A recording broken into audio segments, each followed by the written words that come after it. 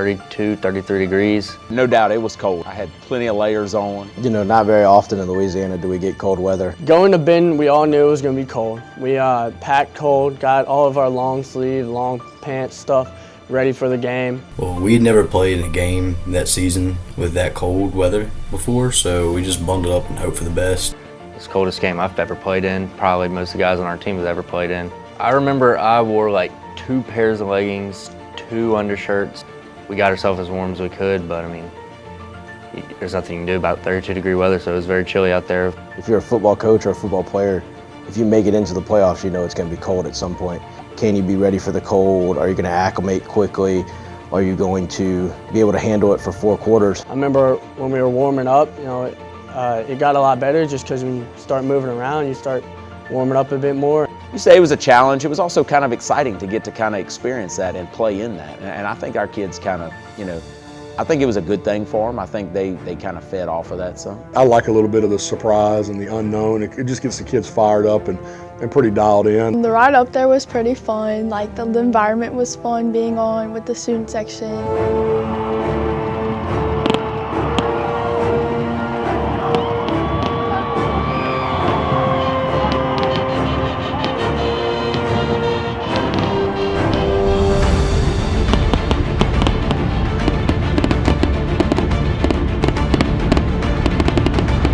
It was a very tough fought game on both sides of the ball, you know. Denham fought hard, Benton fought hard. You know, we were all fighting hard, trying to win. Leading up to that, you know, we're chasing a couple of scores and you have to get an onside kick and a couple of big plays. You know, we were kind of struggling a little bit at first on the offensive side of the ball, but the defense was even keel throughout the entire game, and they played their freaking tails off. But throughout the game, we were able to kind of come back and make some huge plays, man. Cameron made one of the best catches that I've ever seen.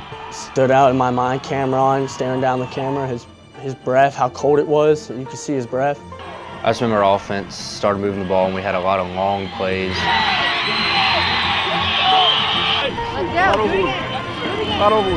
I remember Amani just talking about her Thanksgiving plans because the next weekend was Thanksgiving break.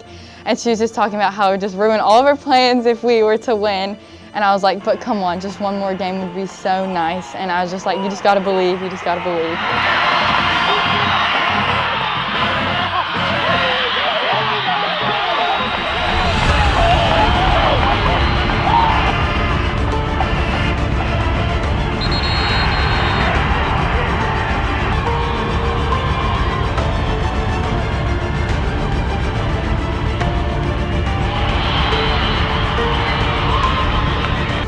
Reese Mooney runs the ball. We think we're going to get the first down. We're going to be able to continue, and he slides early or falls early, and we don't get it. Turnover on downs, you know. We slide, and I mean, at that point, things appear pretty bleak. I fell a yard short, and you know, I was having all these thoughts in my head that I let my team down. You know, they kneel on the first down and they shoot the fireworks, which was pretty wild. And I remember thinking, because they were behind me, you know, you hear the pop, and you kind of turn around and you look and you go, man, did they really just shoot fireworks? So when we had that turnover on downs, you could just feel it on the sideline and looking at everybody's faces, everybody's upset, crying. Well, I remember going up to some of the linemen specifically, and I'm like, dude, it's not over yet. Like, it's over. Like, no, it's not over, but just trying to encourage them. You're looking at the clock, you're trying to figure out, well, how much time do we have? What can we do? You're looking at the numbers, and you're somewhat dead in the water. Running around and kind of all of our kids and penalties happen and all that. And remember having to repeat the down. Had the inadvertent whistle because it was getting out of control. So the official blew the whistle, and we knew he blew the whistle. After the third down, you really, you know, my headset had come off. You're looking at it and you're thinking it's pretty much, I mean, I'm not gonna lie to you at this point, I'm thinking it's over. A lot of the dancers, we just kept like moving to see the game because at that point we didn't care what we looked like, we just wanted to see the game. I mean, I pulled my headset off. I saw other coaches doing the same. I kind of put it down in the box, and I turned and kind of looked back at the stands or whatever to see like if our guys were coming down from up top. When the headset's off, I'm handing it over. When I watch them take the snap and go down, and all I can remember doing is looking at the clock, and you know, of course, I had a few things that I said to myself, and thinking, and you can see me, I point, we still have time. And then by the time I turn my head around, I hear everybody yelling, Tabasco, Tabasco. And it took me a second, like I kind of checked up. It took me a second, like, what do you mean Tabasco? We look at the clock and it's 0.6 seconds left, and I'm like, oh my God, there is no shot. They might give us the ball back. And they looked, and I just remember everybody pointing, and Coach Beard walking out to the field pointing at the clock, and we still had time, and there was no other answer than to kick the ball for the win. I had already started packing my bag once I saw Benton had the ball, and the second they kneeled it down, I was like, game's over. So I started packing my bag, and then they called out for the field goal unit, and so I jumped right back up off the bench and grabbed my tee and got ready. So when I see the field goal team go out, okay, I know exactly where I want to get. A lot of times you gotta be in a hurry, right? There was no hesitation. You send Caleb LeBlanc out there, he's due, he's going to make this kick. I got my practice kick in, my practice swing. All right, it is. Gary Horn is the holder. There is 0.6 seconds left on the clock. It is first down for the Yellow Jackets. It's Caleb LeBlanc. Ball is lined up in the middle of the field. He snapped the ball to me. I don't even remember how it went down. I was so nervous and shaken. I just remember like holding, me and Laura were like holding hands, and we were like, oh my gosh, we need this. All I thought was, don't miss. This makes or breaks our season. Here we go, folks, for the win. Here's the snap, hold it down, kick is up, has the distance, to the upright, it is good! It's good! Put the ball down, kick right through the uprights, and then pandemonium. I just caught the snap, put it down, kicked it, and went crazy.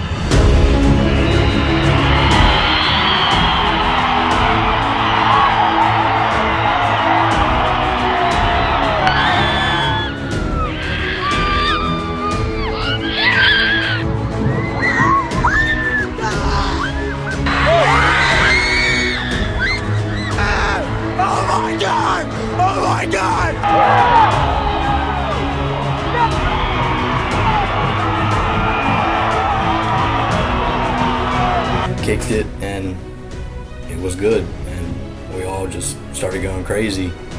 It was really, I got caught in shock. I just got caught up in the moment. Oh my God!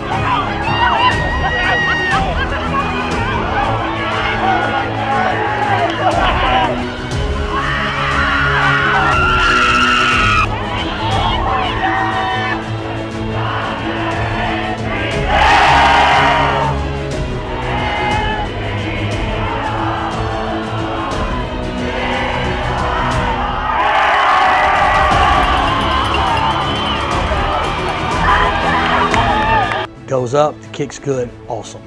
It wasn't until, obviously the next morning, because we were a 4-hour away, I started going through those pictures, and I noticed one thing. That ball should have been blocked. No one really knows how close it came from us losing that game, right? I've never seen a game end like that. I mean, at the time, Benton's thinking they've won the game. They've got fireworks going off. It's just mayhem. We kicked the kick. And it took a minute to think like, well, wait a second, we just won this game. I don't know that it even really sunk in,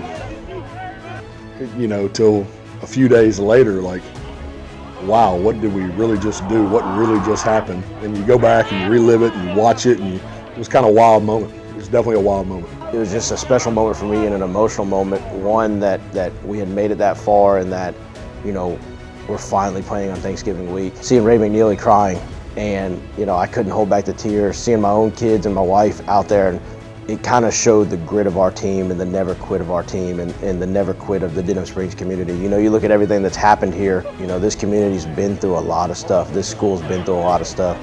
These kids, these coaches, everyone's been through a lot.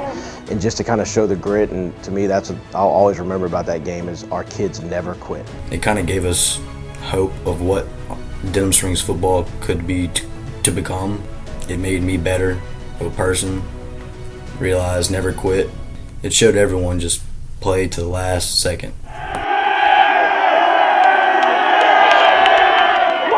goodness, Yellow Jackets win! Yellow Jackets win! Caleb LeBlanc with the win! And the Denham Springs Yellow Jackets are headed to the quarterfinals! 29-28, the final from Benton High School! Yellow Jackets win! Yellow Jackets win! 29-28! The improbable! Right here! Yellow Jackets win! Let's go!